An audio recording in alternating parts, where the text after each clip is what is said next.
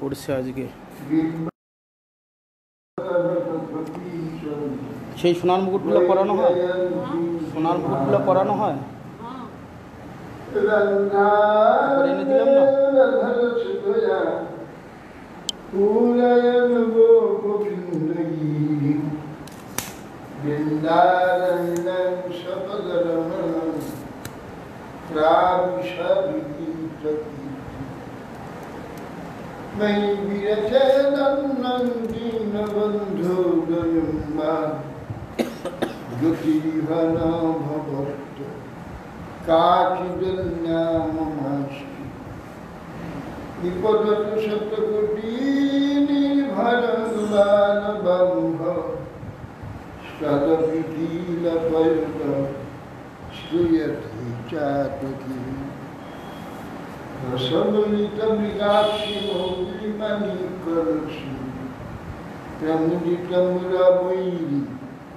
प्रेम भाभी मुरारी बजवर समान पुण्य गिरवान बोली स्नापय चिनिजुदास राधिका मन खोदा तमादि देवन करुणा तमाल वरुणं श्रीरावतार अपार संसार समुद्र सेतु भजामहि भागवत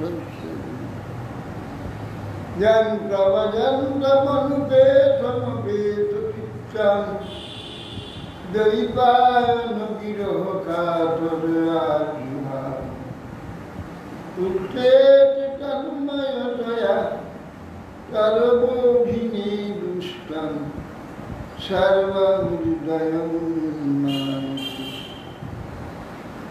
नाय तुलसी दुर्गुभ्याय केशवश विष्णुभक्ति प्रदे देवी शक्तिवती मूकं करोति वाचालं पुंगुं लङ्घयति यत्कृपास्तमहं वन्दे श्रीगुरुं हे कृष्ण चैतन्य प्रभु नित्यानंद श्री अद्वैत श्री गदाधर शिवाचार्य श्री गौर भक्त हरे कृष्ण कृष्ण कृष्ण हरे हरे राम राम राम नमस्ते नरसिंहाय प्रहलाद वल्लभ हिरण्यकशिपुर्वक्ष शीलाटंकनखाय नारायणं नमस्कृत्य नरं चैव नरोत्तमं देवीं सरस्वतीं व्यासं ततो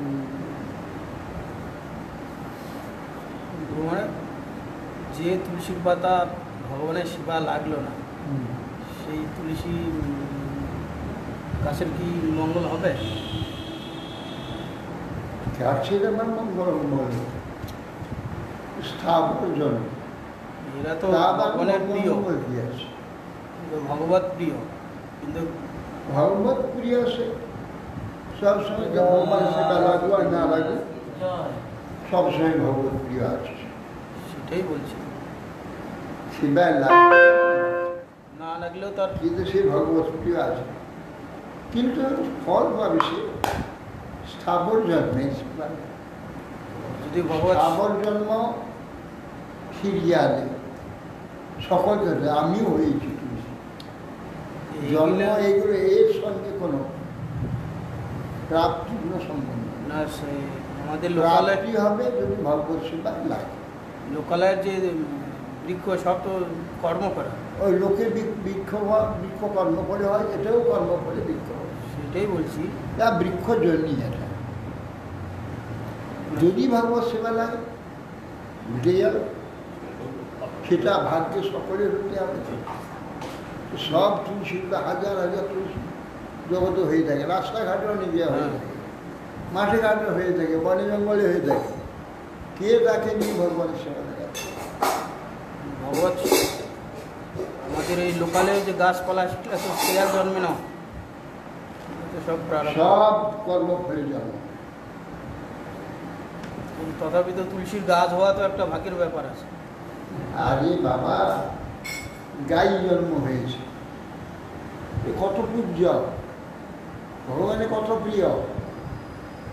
সব গাই দুধ কি ভগবানের সেবা লাগে? তো লাগবে না। সে গাভী জন্ম, পশু জন্ম হয়েছে ভাগ কর্ম করে, পশু জন্মেরই ফল পাবে। ঘটনাচক্রে কোনো ভাগবত যদি তার দুগ্ধ নিয়ে ভগবানের সেবা লেগে হয়ে গেল, এরপরে সে মনুষ্য জন্ম চলে যাবে। এই সে ভগবানের সেবা করবে, ভজন করে ভগবত প্রাপ্তি।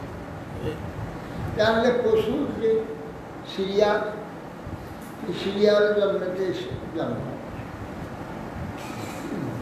এরকম তুলসী গাছ হলে, ফুল গাছ হলে, গাভী হলে যে কিছু লাভ আছে না লাভ নেই, একটা জন্মের সিরিয়াল। যদি ভগবত সেবাতে শুনে যে কোনো বস্তু, যে কোনো জীব, যে কোনো বস্তু ভগবত শরীরে লেগে যায়, সে তো সোনা হয়ে গেল। এদের তো স্ট্যাম্প দেওয়া আছে, গাভী তুলসী এদের স্ট্যাম্প দেওয়া আছে। স্ট্যাম্প কিচ্ছু তো আনে, তুলসী ভগবানের প্রিয়, স্ট্যাম্প গাভী সকলেরই। ভগবানের প্রিয়। এ তো তুলসী ভগবানের সেবা লাগে তো এ তো নিত্য এ প্রিয়। আছে, কিন্তু ফুলগুলো কোনটা স্ট্যাম্প দেওয়া আছে? সব ফুলই ভগবানের সেবা লাগে। ধুতরা কিন্তু তো লাগে ভগবানের না। সেবা না লেগে মানুষের সেবা লাগে। তুলসী সেই রকম, এসব স্থাবর জন্ম, পশু জন্ম। এই কোনো পশু যদি ভগবানের সেবা লেগে যায়, গাভী বাদ দিয়ে দেয়, অন্য কোনো পশু যদি ভগবানের সেবা লেগে যায়, বা শুধু দাঁড়িয়ে যায়, কি বলছি না, কুকুর ছাগল তার লাগবে না ভগবানের সেবায়, বিষও লাগবে, আর সার ভগবানের সেবায় লাগবে, কিন্তু সার কি? মানে বলো তা দিয়ে চাষ হবে, সেই চাষ দিয়ে ভগবানের সেবা লাগবে, সেটা লাগবে। ভগবানের সেবায় সব কিছু সকলেই লাগতে পারে। ভগবানের বিড়াল সেবায় কিভাবে লাগবে? কিভাবে লাগবে? একটা পাখি যদি এসে মন্দিরে বসে কু করে গান গায়, ভগবান খুশি হবে, ভগবানের গান শুনে হবে। ভগবান পাখি পায়রা যদি চারধারে পরিক্রমা করে উড়ে চলে আসে, বা ভগবত পরীক্ষার ফল পেয়ে যাচ্ছে, আগামী জন্মে সে মানুষের।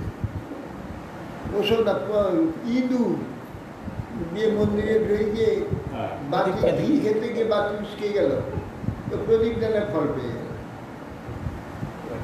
এইসব কোনো কথা নয়। কেবল তুলসী জন্ম হলেই যে সেগুলো সার্থক হয়ে যাবে তা হবে না, ও বৃক্ষ জন্ম। আর মন্দিরে যে অনেক জীব টিকটিকি আর খোলা এগুলো মরে যাচ্ছে, কোনো কারণে আমাদের চাপে মরে যায়। আমাদের ঘর মুছতে, মন্দির মুছতে সব মরে যায়। যে স্থান বিশেষে মৃত্যুর জন্য একটু উন্নত জন্ম পাবে। আর শলা কিন্তু সেবা তো আর করছে না, সেবা করলে তো আর আলাদা ফল। পিঁপড়াগুলো তো মন্দিরের চারপাশ অনেক সময় ঘুরে, তাহলে মন্দিরের সঠিক ফল হবে যাচ্ছে।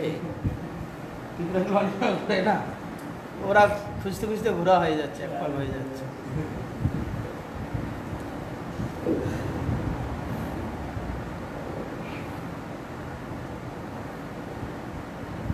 জাগ্রত অবস্থায় অনুভূত সর্পব্যাঘ্রাদি ভয়ের যে সংস্কার বশত স্বপ্ন ও যেরূপ সেই সমস্ত পদার্থ দর্শনে ভয় জন্মে, সেইরূপ অনাদিকাল প্রচলিত দেহই আমি একাদশ অভিমান ও দেহের সেই চিন্তা করবে।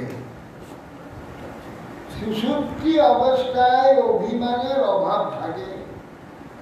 জীবের হৃদয়ে যেরূপ ঘোর সংসার ভাবের উৎপত্তি হয় না সে সময়, সুষুপ্তি সময়, সেরূপ অহংকার শূন্য মুক্ত ব্যক্তিও জীবদ্দশাত এই সংসার ভাব দূর হয়ে যায়। সুষুপ্তি অবস্থাতে সংসার ভাব অনেক সময় এত গাঢ় নিদ্রা হয়, কে আমি সম্পূর্ণ ভুলে যায়, কোথায় আছি সম্পূর্ণ ভুলে যায়। অনেকক্ষণ চিন্তা করতে হয়, কোথায় কোথায় কোথায় আছি, আমি কোথায় যেন আছি, কোথায় আছি চিন্তা করতে হয়। করার পর অনেকক্ষণ পরে মনে পড়ে, ও আমি এখানে আছি। এ তো প্রায় আমার তো প্রায় যাওয়া অনেক সময় নতুন নতুন যাই তো বিভিন্ন নতুন জায়গায় চলে গেছি, মনে হচ্ছে এই বর্ধমান আছি, তাই বলছি কোথায় আছি, কি ব্যাপার। কোনো সময় মাথার কাছে আছে টিভি, মাথার কাছে হাত দিচ্ছি, হাত চলে যাচ্ছে, দেখ শুয়েছে, হাত কোথায় বসিস, বললো না না তো অন্যদিকে এসেছি, কোথায় কোথায় কোথায় চিন্তা। হ্যাঁ, এইরকম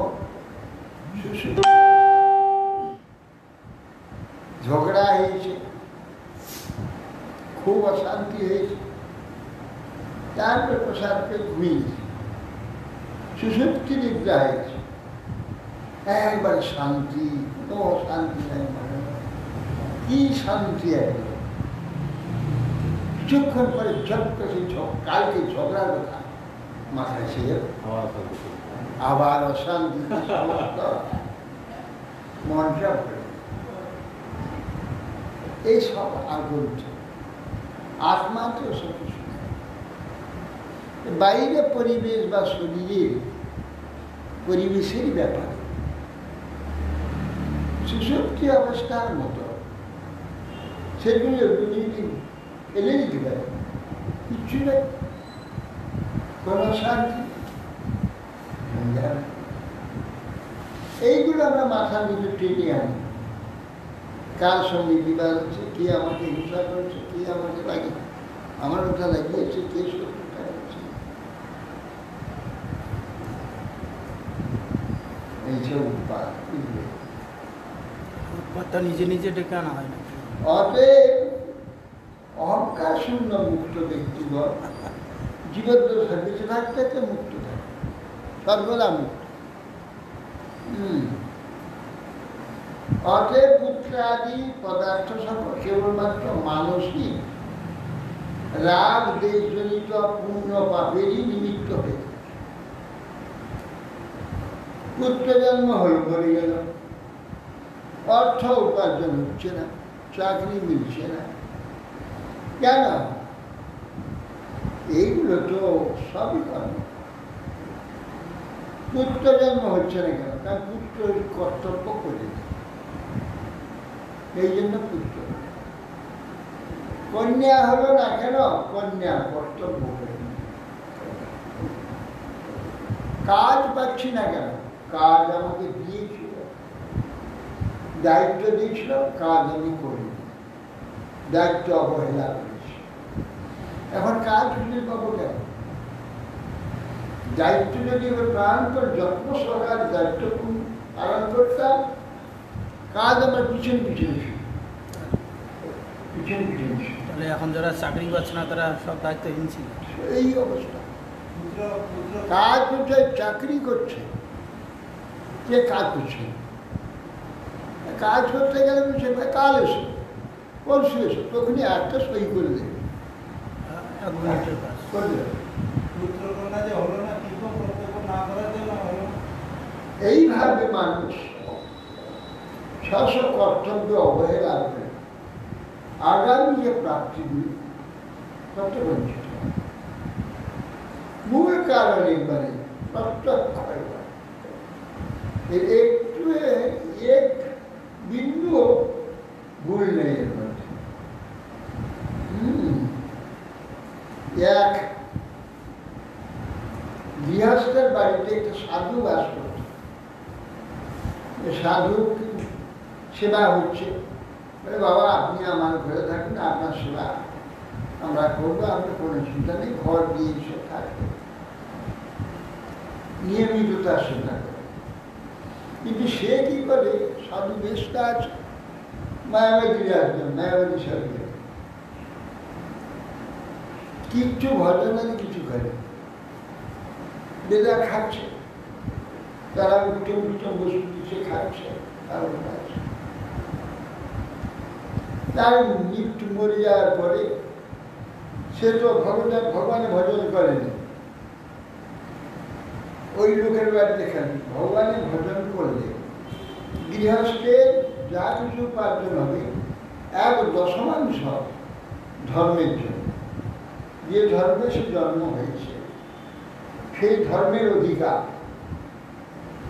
1/10, 100 টাকার উপায় করে 10 টাকা ধর্মের। এই হিসাবে তাকে যদি সে ধর্ম পালন করে তাহলে গৃহস্থের কাছে ঋণী হবে না। কিন্তু ভজন টজন কিছু করেনি, তাহলে যে ধর্মাংশটা গৃহস্থের কাছে প্রাপ্তি আছে সাধু, ওইটা প্রাপ্তি হলো না, ঋণী হয়ে গেল। ওই অকারণ গৃহস্থের কাছে ঋণী হয়ে গেল। তার মরল, এখানকার গৃহী বলেছে, সেই সৎকার করেছে। তার ঘরে যে মোষের পেটে জন্ম হয়েছে, মোষ বেটা ছিল, মোষের জন্ম। মোষ বড় হয়েছে, বড়দ হয়েছে, নাঙল করার মতো বয়স হয়ে গেছে। ওই চাষিটা কিনা নাঙল তুলেছে, ও তো আগামী জন্মে গোটা জন্য বসে বসে খেয়েছে,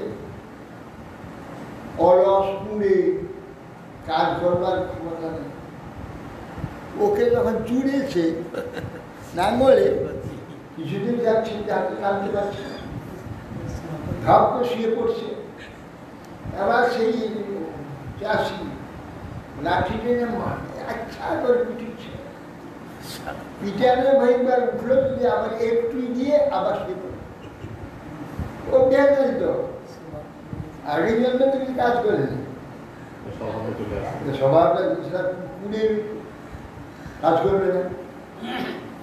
রাস্তা থেকে সিদ্ধ সাধু যাচ্ছে, সে ওইটা দেখতে পেল, এই ব্যাপারটা কি বুঝে নেবে, সব করে তার লোককে গান করি তারা আসছে, মাসে নেমে হেঁটে গিয়ে ওপরে সঙ্গে পিটাচ্ছে। সাধুকে দেখে তখন সে চুপকে দাঁড়িয়ে গেলে পাশে, তোর কানটাকে ধরল, এই ধরল, তখন জ্ঞান হয়ে গেছে। শ্রেষ্ঠ সাধু ঋণ শোধে সারা জন্য ভজন করেছে, ঠিক বসে বসে খেয়েছে, গৃহস্থের কাছে ঋণ হয়েছে, ঋণ শোধে বলার সঙ্গে সঙ্গে উঠে আসলাম কাজ শুনতে পারো যে ঋণ শোধ দিতে হবে। আর কি কেউ পারে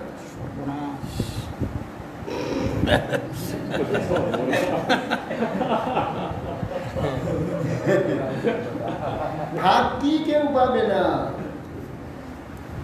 প্রত্যেকে ঈশ্বর একজন। এবার ট্যাম ট্যাম করে বসে আছে, আমার শরীরের বাইরে আছে, ভিতরে আছে, আসে আছে পাশে, তার পাশে প্রতিটি কার্য আমার দেখছে।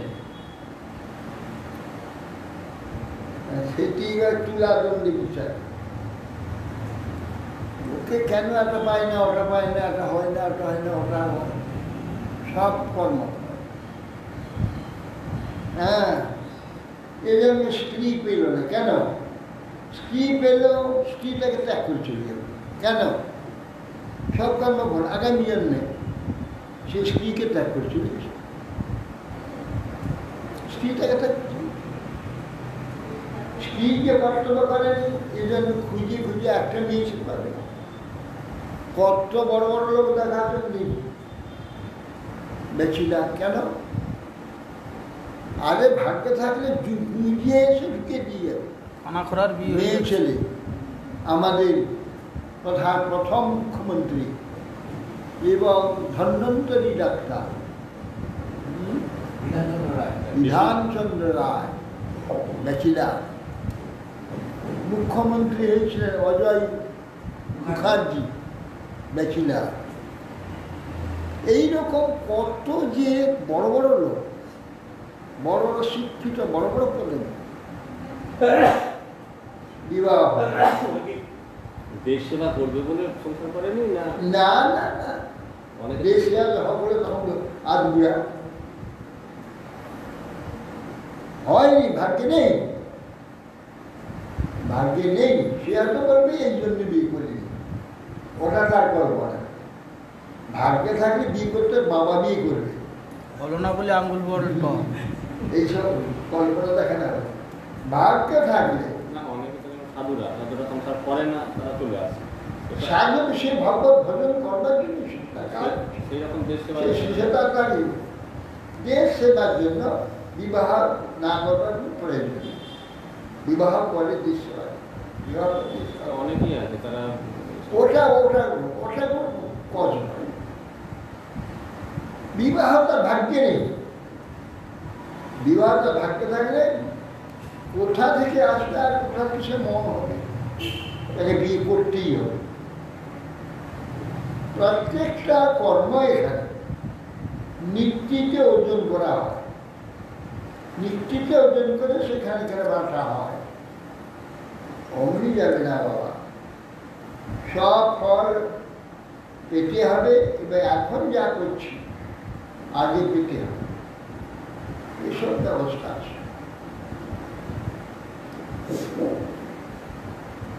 অতএব সেই জন্যে এইরূপ অহংকার ও মমতার অজ্ঞান পরিত্যাগ করে সর্বান্তর্যামী ভগবান বাসুদেবে মন সমর্পণ কর। রাগ দেশ পূর্ণ জনিত, রাগ দেশ জনিত পূর্ণ পাপের নিমিত্ত এই সকল মানসিক কষ্ট আদি, শারীরিক কষ্ট আদি সব কিছু শিবাজারের রোগ আছে। অথ দেবর্ষি রাজন সম্পরেতম নিপাত্মজম দর্শয়তি হোবাচ জ্ঞাতিনাম অনুসচ্ছতা। জ্ঞাতিগণ সেই শিশুর আর মহারাজ চিত্রকেতু অন্যান্য জ্ঞাতিগণ সকলে অনুশোচনা করছে তাদের শোক অপনোদনের জন্যে। নারদ গোস্বামী তখন বলছেন বালকটির বুকে হাত দিয়ে, জীবাত্মান পশ্য ভদ্রান্তে মাতরং বিতরঞ্চতে সুহৃদ বান্ধবাস তপ্তা সুচাতৎকৃতং মিশন। নারদ গোস্বামী শিশুটি বক্ষে হাত দিয়ে বলছে, এ জীবাত্মান পশ্চা ভদ্রাম, তোমার মঙ্গল হোক। এই তোমার মাতা পিতা দুজন এখানে মৃতের নেয়, শোকগ্রস্ত তোমার কাছে পড়ে গেছে। এই এরা সস্ত্রীর বান্ধব তোমার সন্তপ্ত হচ্ছে, তোমার জন্য শোক করছে। তৎকৃত ভীষণ তোমার নিমিত্ত এরা প্রত্যেকেই ভীষণ সন্তপ্ত, শোকগ্রস্ত। এই দেখো কলেবরং সমাবিশ্য শেষ আয়ু সুহৃদ ভুঙ্খ ভোগান প্রীতিদত্তান অধিকৃষ্ট নিবাসনম। হে জীব, কলেবরং সমাবিষ্ট, তোমার এই কলেবরে আবিষ্ট হও। শেষ আয়ু সুহৃদ, এরপরে তোমার বৃদ্ধাত্ম পর্যন্ত যে আয়ু আছে, এই শিশুকাল থেকে বৃদ্ধাত্ম পর্যন্ত এ সমস্ত শেষ আয়ু ভোগ কর। পিটি দত্ত যে অধিষ্ঠিত আছে সিংহাসন রাজাসন তুমি গ্রহণ করে শেষ আয়ু পিতৃভোগ দত্তভোগ গ্রহণ।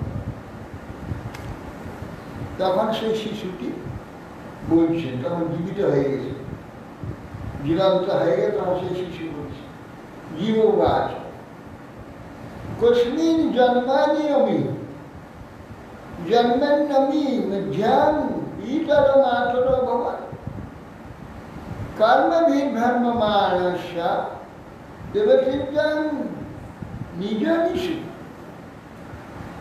জীব বলছেন এরা আমার কোন জন্মে বাবা মা ছিল? পিতা মাতার কথা আপনি বলছেন, এই পিতা মাতা আর কোন জন্মে পিতা মাতা ছিল এরা? এরপরে এই যে আমি দেহ ছেড়ে চলে যাচ্ছি, এখন কি আর আমার পিতা মাতা আছে? কর্মবিভ্রম্যমাণানাং ভারস্য দেবতীর্যং জন্মস্য। কর্মের কর্ম ফলে কর্ম করে আমরা ভ্রাম্যমান, কেবল ঘুরতে আসি, কেবল ঘুরতে আসি, মরবো আবার জন্ম হবো, আবার মরবো আবার জন্ম, এই ভ্রমণ করতে আসি আমি কর্মবশ। কখন দেবতা, কখন পশু পক্ষী, কখন মনুষ্য জনী, এই ভ্রমণ করেছে। অতএব এরা আমার কোনো জন্ম, আমার পিতামাতা ছিল না, এরপরেও থাকবে। বন্ধু জ্ঞাত্যাদি মধ্যস্থ মিত্র উদাসীন বিদ্বিষ সর্বা এব হি সর্বেষা ভবন্তি ক্রমশ মিত্রা। যে এখানে বন্ধু, জ্ঞাতি, শত্রু, মিত্র, মধ্যস্থ, দাসী, উদাসী আর বিদ্বেষী, এইগুলো এখানে পাওয়া যায়। এখানে কেউ বন্ধু হয়, কেউ জ্ঞাতি হয়, কেউ শত্রু হয়, মধ্যস্থ হয়, বন্ধু হয়, উদাসী হয়, এইগুলো পাওয়া যায় এখানে। এখানে এলে যেসব মানব জাতি আমাদের স্বজাতি আছে, এই স্বজাতির মধ্যে এইগুলি পাওয়া যায়। সর্ব এব হি সর্বেষাং, সমস্ত ব্যক্তি থেকে, সর্বলোকের নিকট থেকে সমস্ত ব্যক্তি ভবন্তি ক্রমসৌমিত, এই প্রকার ক্রম অনুযায়ী সব প্রাপ্ত। যথা বস্তুনি পুণ্যানি হেমাদীনি ততস্ততঃ পর্যটন্তি নরেশ্বর জীবজনীষু করতেছে। যথা বস্তুনি পুণ্যানি হেমাদীনি ততস্ততঃ, বলছেন যেমন এখানে স্বর্ণ, রৌপ্য ইত্যাদি, টাকা পয়সা, বস্ত্র, বস্তু, এসব পণ্য দ্রব্য আদি ক্রয় বিক্রয় যোগ্য যেসব বস্তুগুলি আছে, এইগুলি ক্রমশ ভিন্ন ভিন্ন, এক মানুষের হাত থেকে আরেক মানুষের হাতে, তার হাত থেকে আরেক মানুষের হাতে, এইভাবে ঘুরতে থাকে। ঘুরতে থাকে, ভিন্ন ভিন্ন মানুষকে পর্যটন করছে। এইরূপ জীব ক্রমশ নানাবিধ জনক জননী কাছ থেকে ঘুরতে আছে। এই জননী হাতে একবার গেল, ওর থেকে আরেক জননী জনকের কাছে গেল, সেটা থেকে আরেক জননী জনকের কাছে। টাকা পয়সা যেন আমার হাত থেকে ওর হাত, ওর হাত থেকে ওর হাত, ওর হাত থেকে ওর হাত, এ দুনিয়ায় ঘুরে গেছে। নিষ্পদম চলিতম সদা, অসাধ্য সাধনম বলা,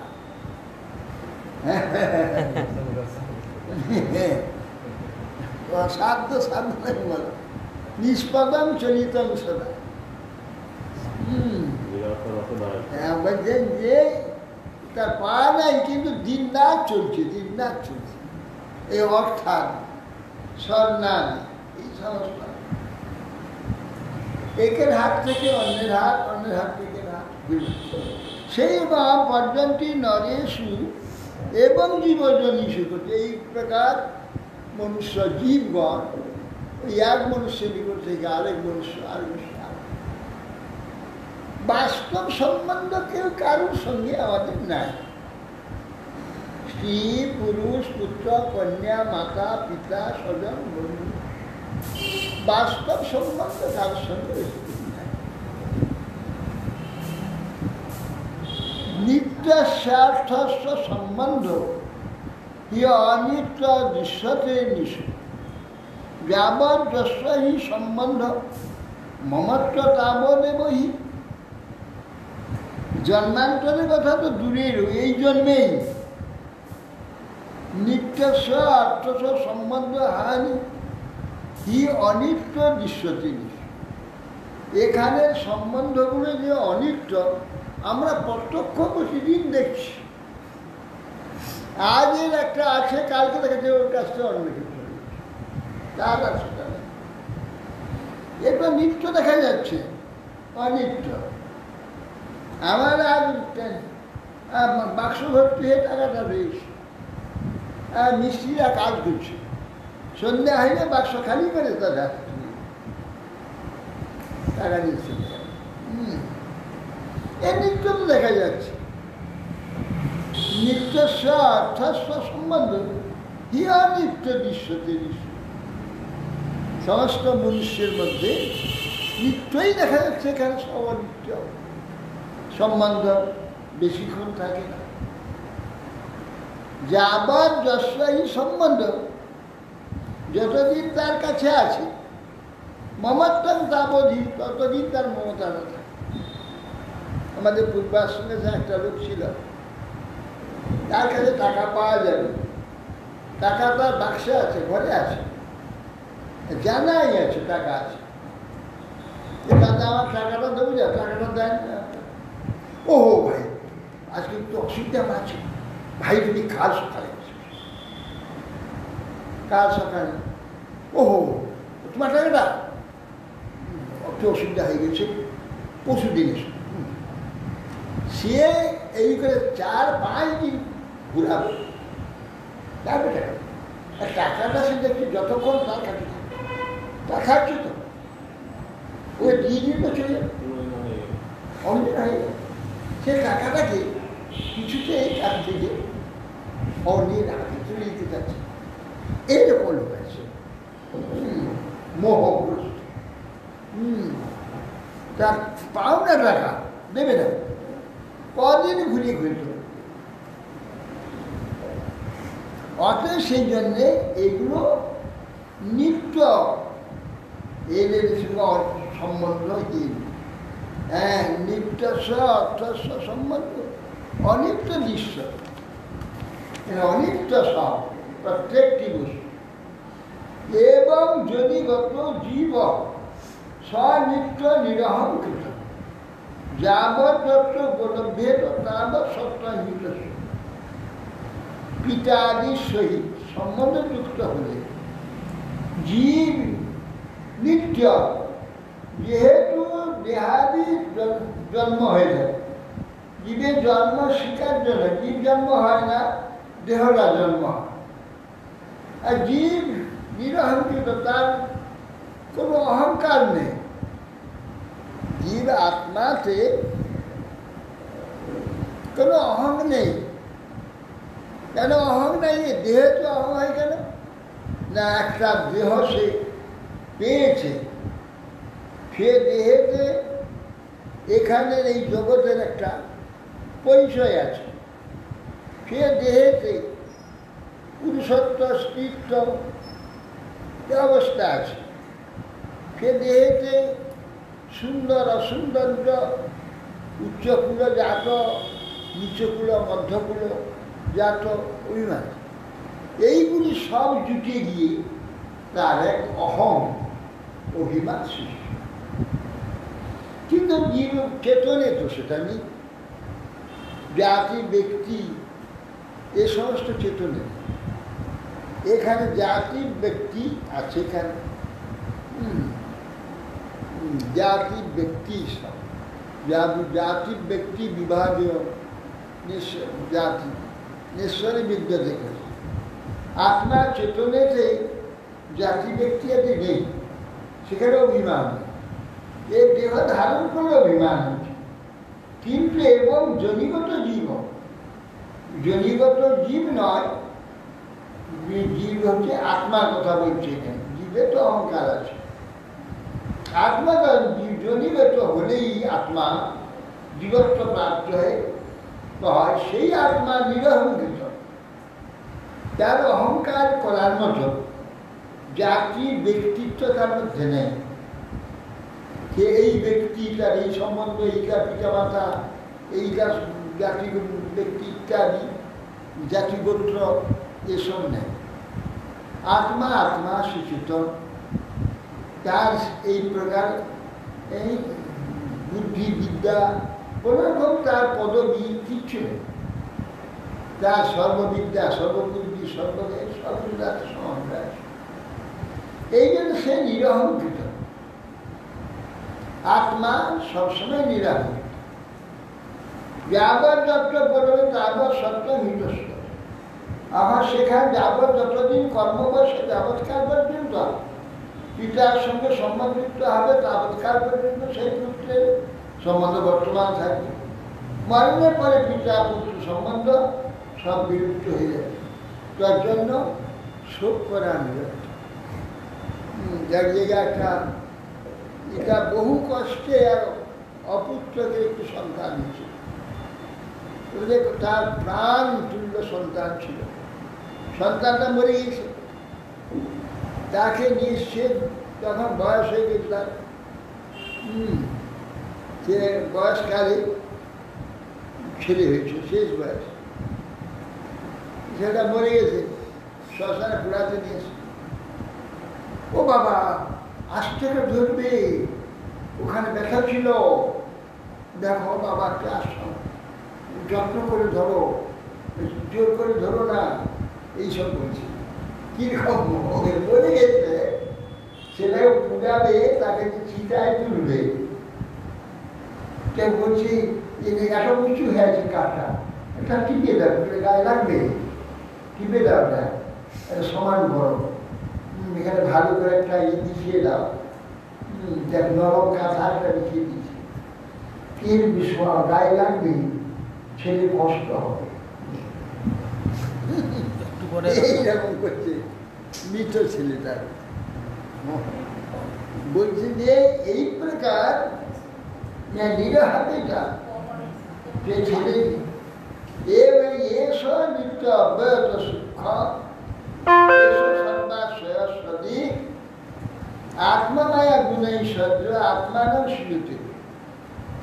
যে আত্মা নিত্য বস্তু, এর ক্ষয়ও নেই, বৃদ্ধিও নেই, বিনাশও নেই, সুক্ষয়, এর জন্মও নেই, মৃত্যুও নেই, সর্বাশ্রয়, সর্বত্র থাকতে পারে, সর্বাশ্রয়, উৎপত্তি এবং জন্মশীল দেহাদি আশ্রয়ে, এই দেহাদি আশ্রয়টা থাকে যে সর্বাবস্থা, নখ থেকে চুলে ঢোকা পর্যন্ত গোটাটাই সবটাই আছে।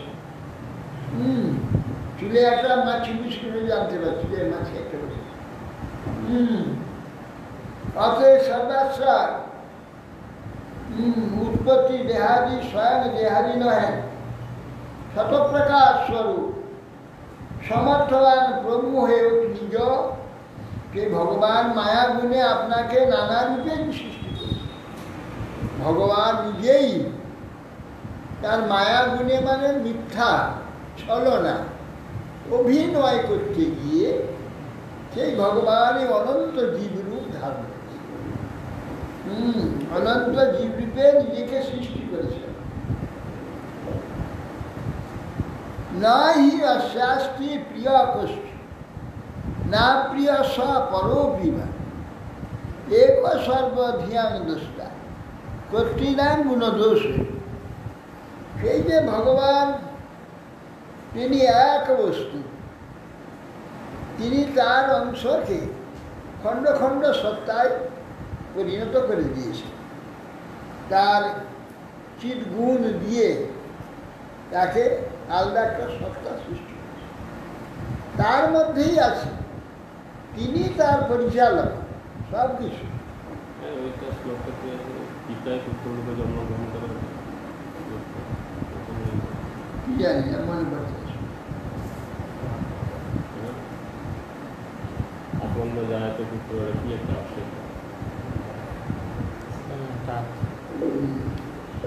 আছে, তার মধ্যে এতে আছে, গীতাতে আছে না কোথায় আছে? যায় তো পুত্র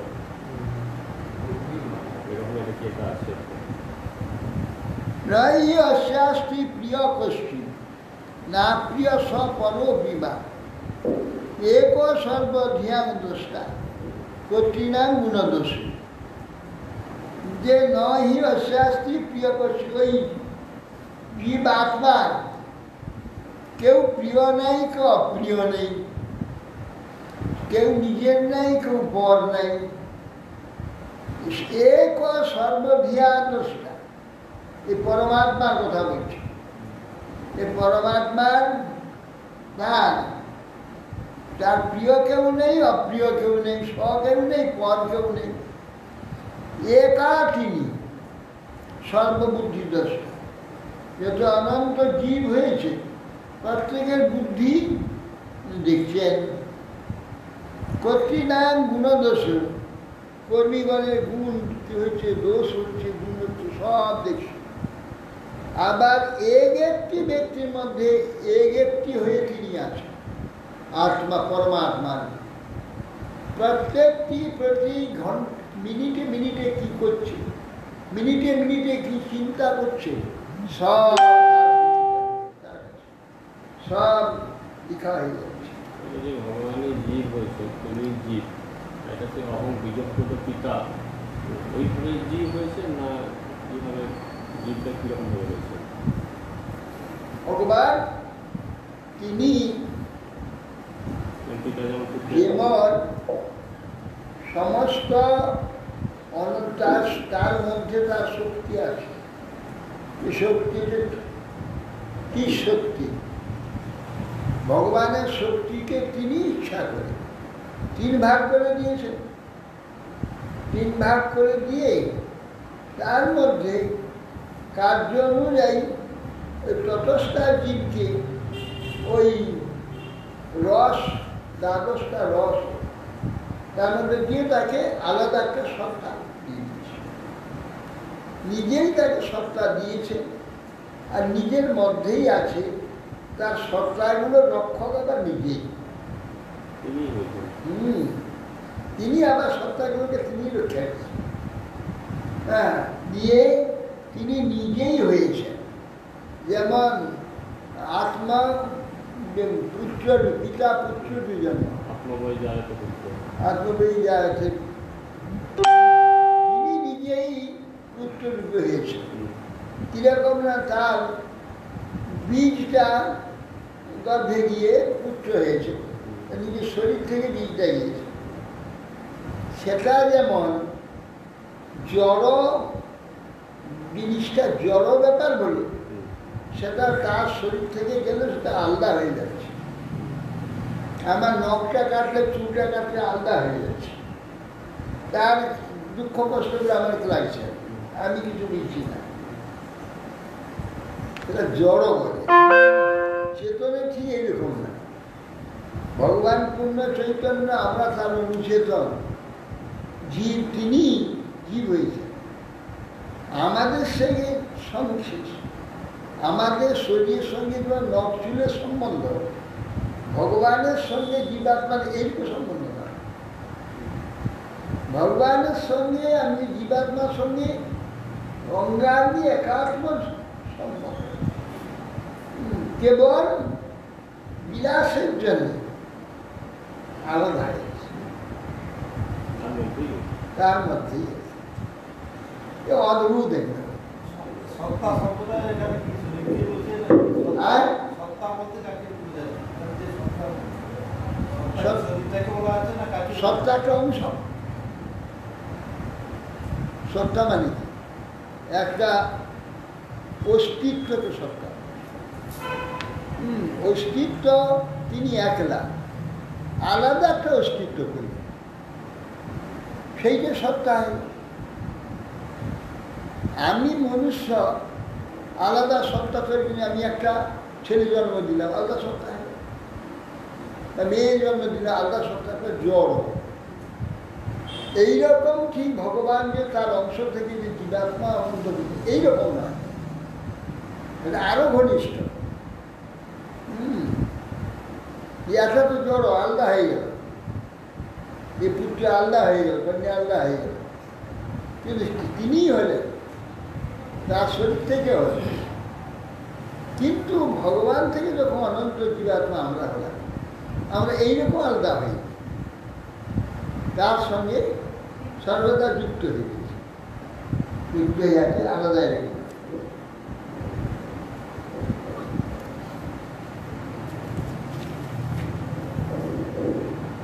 না দত্ত আত্মা হি গুণ ন দোষ ন গিরা ফল উদাসীন বদাসীন পরাবর ঈশ্বর।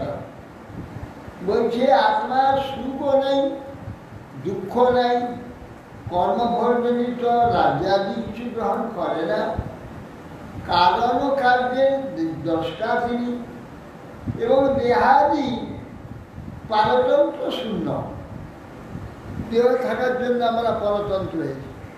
চোখটা ঠিক ঠিক দেখলে তোরা দেখতে পাই, কানটা ঠিক ঠিক শুনতে গেলে শুনতে পাই, পরতন্ত্র হয়ে আছে। আমারই দেহ, আমারই ইন্দ্র, কিন্তু আমি ভীষণ পরতন্ত্র। এইরকম দেহ নেই তার, পারতন্ত্র শূন্য।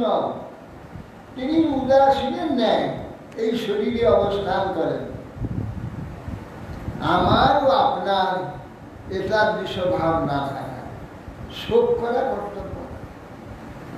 আমাদের সকলের এই অবস্থা, আমাদের দেহের সঙ্গে এইরকম।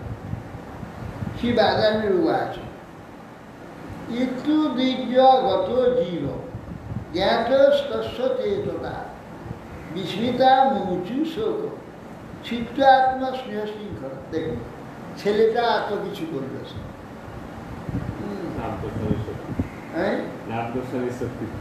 নারদের কৃপাতে, নারদের শক্তিতে জীবাত্মা সে দেহেতে জাগরিত হয়।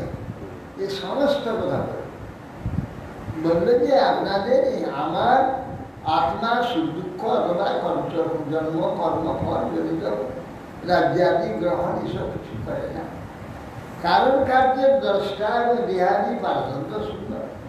উদাসীনের ন্যায় শরীরে সে অবস্থান করে। আত্মা যদি সে উদাসীন হতে চায়, অনায়াসে হয়। দেখুন তো কত লোক দুনিয়া আছে, এইগুলো দেখবো উদাসীন, সে কিছুই সব কিছু দেখছে, সবার মধ্যে আছে, কিছুই দেখে না, কিছুই করে না। আমার বহু লোক আছে। তাই জন্য বলে, হ্যাঁ তুমি বিবাহ করো না কেন? কি দরকার বিবাহ করে? বিবাহ করে না, কোনো কিছুই করে না। ধন আছে, টাকা আছে, পয়সা আছে, হয়তো চাকরি করে, প্রচুর টাকা আয় করে, কিন্তু উদাসীনের মধ্যে থাকে। যখন যা পেলো খেলো, কেউ কি দিল খেলো, কি দিল না দিল ওসব দেখে না। হ্যাঁ খেতে হয়, খায়। এই ধরনের লোক আছে উদাসীন। আত্মাও এই প্রকার শরীরের মধ্যে উদাসীন অবস্থা। এই প্রকার বলে ওই জীব সমস্ত জ্ঞাতিগণ যারা শোক করছিল, আছাড় কাছাড় খাচ্ছিল, তারা শুনে তো অবাক, এ কি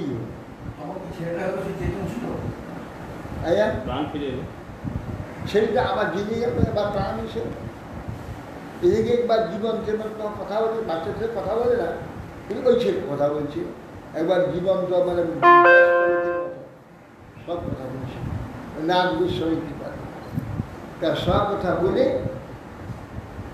জ্ঞাতিগণ ভাবে সর্বনাশ, এই ছেলেটার জন্য আমরা এত শোক করছি, আর এই ছেলেটা কি বললো গো, বিস্মিত হয়ে তারা বিস্মিত হয়ে শোক ত্যাগ করলে চিত্ত আত্মস্নেহ শৃঙ্খলা বা নির্হিত জ্ঞাত জ্ঞাতে দেহাঙ্কিত চিতা ক্রিয়া তত্ত্বের দুষ্টজন স্নেহ শোক মোহ ভয়ার্থিতা। অতঃপর স্বপিণ্ডাদি ব্যাগতিবর্গ স্বপিণ্ডমূর্তির দেহ সৎকার মিতচিত সাধ্য তৎপনা ক্রিয়া করে শোক মোহ ভয় আরতি প্রদলি দুষ্টর স্নেহ সকলে ত্যাগ করে।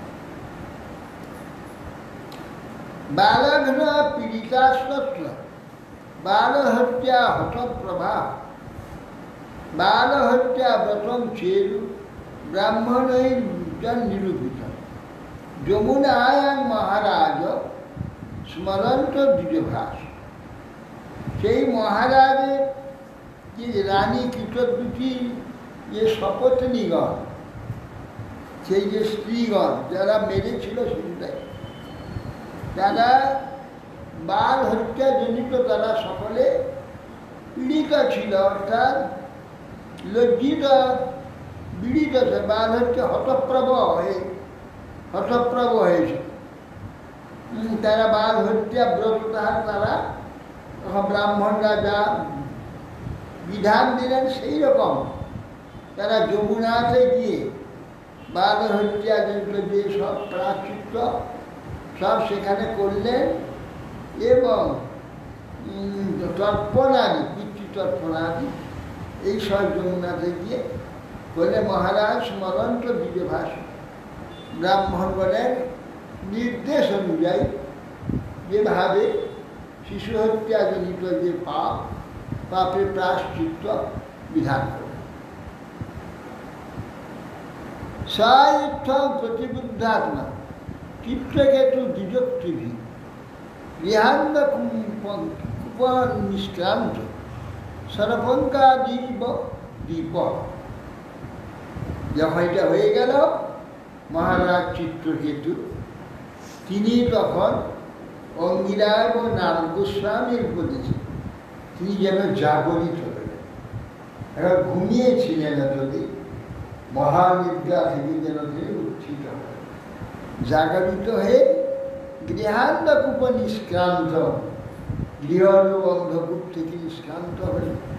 সরপঙ্কাদীপ দ্বীপ, সরোবরের যে পাট থেকে যেমন হাতি বেরিয়ে যেন উঠে চলে যায়, সেই সরপঙ্ক থেকে উদ্ধারের দেয় তিনি বেরিয়ে এলেন। কালিন্দান বিধিবৎ স্নাত্বা কৃতপূর্ণ জলক্রিয়া মৌনেন সংযত প্রাণ ব্রহ্মপুত্র ববন্দত। তিনি চলে গেলেন যমুনায়, যমুনায় স্নান করলেন, বিধিবৎ স্নান করে পিতৃতর্পণ আদি করলেন, পূর্ণ জলক্রিয়া যা করতে হয় সেই সব করলেন। মৌনেন সংযত প্রাণ, মৌন হে সংযত প্রাণে এসে ব্রহ্মপুত্র নারদ গোস্বামীর চরণে প্রণত হলেন। অথ তস্मै প্রপন্নায় ভক্তায় প্রদদাত্মনে ভগবান নারদ প্রীত বিদ্যাবেতানুবাচ। তারপর পরে ভগবান নারদ গোস্বামী সন্তুষ্ট হয়, যখন তার চরণে শরণাগত হলেন। শরণাগত হলে জিতেন্দ্রীয় সেই ভক্ত চিত্রকেতুকে তখন নারদ গোস্বামী উপদেশ করে, বিদ্যা উপদেশ করে।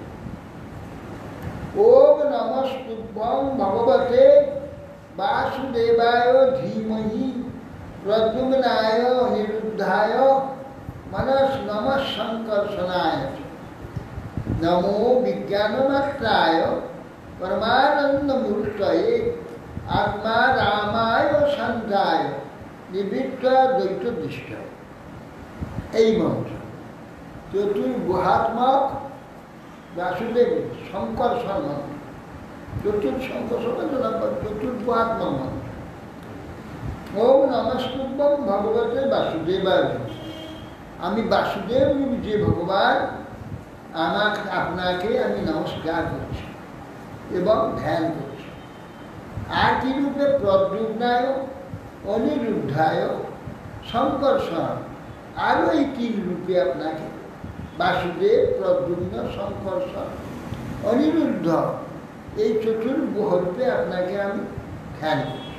ধীমহি মনঃসংকর্ষণায়। নমো বিজ্ঞান মাত্রায়। আপনি কিরকম বিজ্ঞান মাত্রা? বিজ্ঞান মাত্রা কি? মাত্রা মানে আয়তন, নিরূপণ। তা কাউকে বা কোনো কিছুকে বলতে গেলে সংজ্ঞা দিতে হয়। মাত্রা শব্দে সংজ্ঞা, সংজ্ঞা নিরূপণায়। সেই তেমনি আপনি বিজ্ঞান মাত্রায় আপনার সংজ্ঞাটা কি? বিজ্ঞান সংজ্ঞা মানে অর্থ বুঝবে না।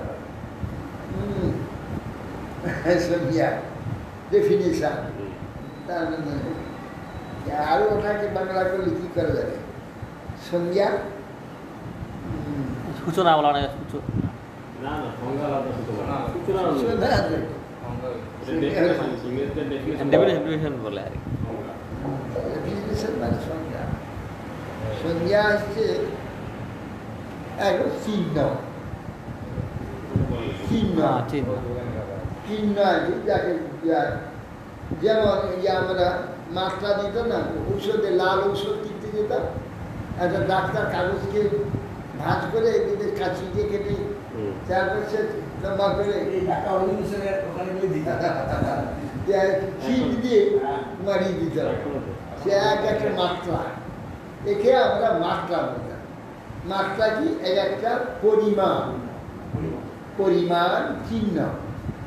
পরিমাণ চিহ্নকে সংজ্ঞা হোক, সংজ্ঞা পরিমাণ চিহ্নাদি। সেই জন্য আপনার সংজ্ঞাটা কি, চিহ্নটা কি, আপনাকে কিভাবে ধরা যাবে, কিভাবে ভাবা যাবে। আমাকে আমার মাথা দিয়ে বা বুদ্ধি দিয়ে ভাবতে গেলে একটা চিহ্ন চাই, সংজ্ঞা চাই, পরিমাণ চাই, তবে কি একটা বস্তুকে আমি ভাবতে পারি। তা সংজ্ঞা না হলে কোনো জিনিসকে ভাবা যাবে না। ভাবতে গেলে সংজ্ঞা নাই, সংজ্ঞা না হলে ভাবতে পারবো না। সেই জন্যই ভগবান বিজ্ঞান মাত্র।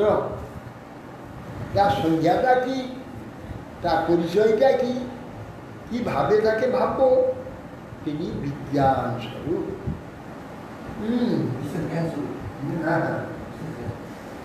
তিনি নম বিজ্ঞান মাত্রায়, বিজ্ঞান স্বরূপায়, বিজ্ঞান চিহ্নায়, বিজ্ঞান চিহ্ন স্বরূপ, পরমানন্দ মূর্তই, পরম আনন্দ মূর্তি।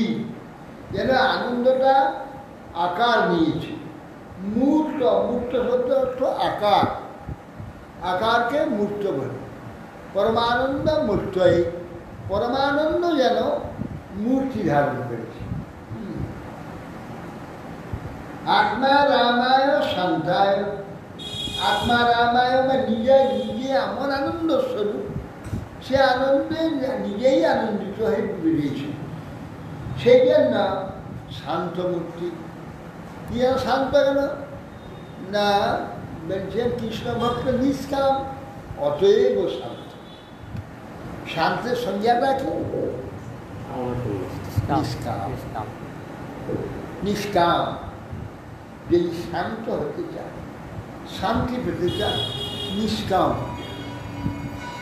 নিষ্কাম ব্যক্তি শান্ত। বুদ্ধি মুক্তি সিদ্ধিকাম সকলই অশান্ত। কিছু কামনা থাকলে সে অশান্ত থাকে, কামনা থাকলেই শান্তি থাকে। কামনা শূন্য শান্ত হয়। ভগবানের কোনো প্রয়োজন নেই, কোনো কামনা নেই, কি দরকার? শান্ত। আত্মা রামায় শান্তায়, নিবৃত্ত দ্বৈত দৃষ্টি। তিনি দ্বৈত দৃষ্টি, এই যে দ্বিতীয় দৃষ্টি, যে আমার পুত্র কন্যা বাড়ি গাড়ি দ্বৈত, আমি ছাড়া আর একটা, এই দ্বৈত দৃষ্টি। এই তো দ্বৈত দৃষ্টি অশান্তির কারণ। এ নিবৃত্ত দ্বৈত দৃষ্টি, দ্বৈত দৃষ্টির থেকে তিনি নিবৃত্ত, এই জন্য তিনি শান্ত। আত্মা নন্দানুভূতৈব, নষ্টা সত্য উন্ময়ে নমঃ ঋষিকেশায় মহতে নমস্তে অনন্তমূর্তি আত্মানন্দ অনুভূতেইব নাস্তি শক্তির্ময় নমঃ। বলছি আত্মানন্দ অনুভূতেইব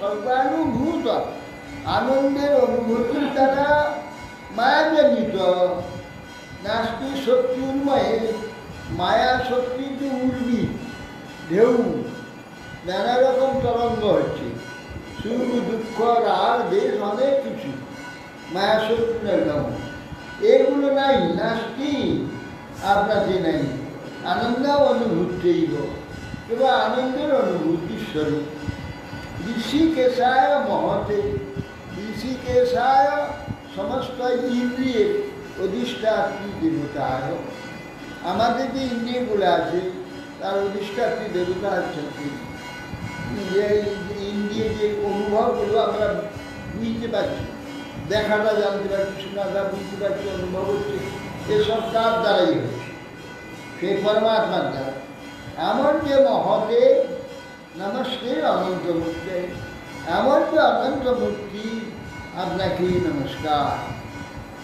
এখানে যে নিষ্কামের কথা বলছে কিন্তু ভক্তগণের তো কিছু কামনা থেকেই থাকে যারা শুদ্ধ ভক্ত তারা তো কিছু কামনা করছে কৃষ্ণকে কেউ প্রতিরূপে কেউ বা এটা কামনা নয়।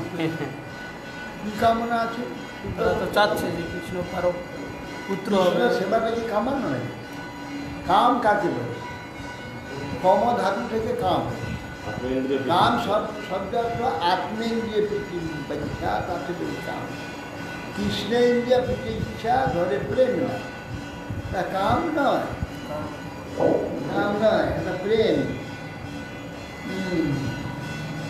বচস্যু উপরতে অপ্রাপ্য জয়ে কো মনুষাস অনাম রূপ চিন্মাত্র স্বব্যয়ান্ন শতসৎপরম পর বচসী উপরতে অপ্রাপ্য যতবাচ নিবর্তন্তে অপ্রাপ্য মনসাস এটা উপনিষদে আছে সেই কথাটাই এখানে বলছে বচসী উপরত অপ্রাপ্য বাক্যের উপরত দিন বাক্যের বহুদিন রয়েছে বাক্যের দ্বারা তাকে নিয়ে আসা যাবে বচসী উপরতে অপ্রাপ্য জয়ে কো মনসাস আর মন সুন্দর মন এবং বাক্য দিয়ে তাকে বুঝতে চেষ্টা করবে বুঝে যাবে তার মধ্যে আওতায় আসছে না অনাম রূপ চিন্মাত্র তার নামও নাই তার রূপও নেই তাহলে কি আছে তা ওই চিন্মাত্র এই চিন্মাত্র তো ব্রহ্ম সেই ব্রহ্মস্বরূপের কথা কি বলছে চিন্মাত্র মানে চেতন চেতন মাত্র মানে জ্ঞান জ্ঞান স্বরূপ জ্ঞান মাত্র মাত্র জ্ঞানই তার সংজ্ঞা হ্যাঁ জ্ঞান এই যে আমরা যা জানতে পারি যা বুঝতে পারি এইগুলো সেই চেতনের হচ্ছে লক্ষ্য জানতে পারা জানা বোঝাই জানা ছিল না হঠাৎ জেনে নিলাম চেতন চেতন চলে জানাটাই চেতন এই জন্যে অনাম অরূপ চিন্মাত্র চিন্মাত্র জ্ঞান মাত্র জ্ঞান স্বরূপ সো অব্যয়ন অব্যয়ান সদসৎপর সে অব্যয়াত সে অব্যয় স্বরূপ অব্যয় মানে জানা কি সে নিজে যেমন আছে তেমন থাকে তার সম্পর্কে এলে সব কিছু যে পরিচয় সব প্রকাশিত তার কাছে নিজে না এলে স্বরূপ প্রকাশিত বহু একটা অব্যয় শব্দ যেখানে মানুষ একটা লিখে দাও যেখানে বহু মানুষ পশু দিয়ে দাও পশু দিয়ে দাও এখানে বস্তু দিয়ে দাও বহু বস্তু দিয়ে দাও কিন্তু বহু শব্দটা মানুষ হয় হলো কি মানুষ হয় না, পশু হয় না, বহু বস্তু হয় না, কিন্তু তার কাছে যারা আসবে নিয়ে আসবে সে তার স্বরূপকেও বলবে, প্রকাশ করে দেবে। বহু মানুষ, বহু পশু, বহু বস্তু সব হয়ে যাচ্ছে, কিন্তু বহুটা বহু থেকে যাচ্ছে। ও মানুষও নয়, পশুও নয়, কিছু হয়ে যাচ্ছে, উপরে দেয়নি। একে বলে অব্যয়। এইটা হচ্ছে অব্যয়, যা সম, প্র, পরা, অপ, এগুলো সব অব্যয়। এইগুলো দিলে হ্যাঁ সব বস্তুর যে কার্যটা প্রকাশ করবে।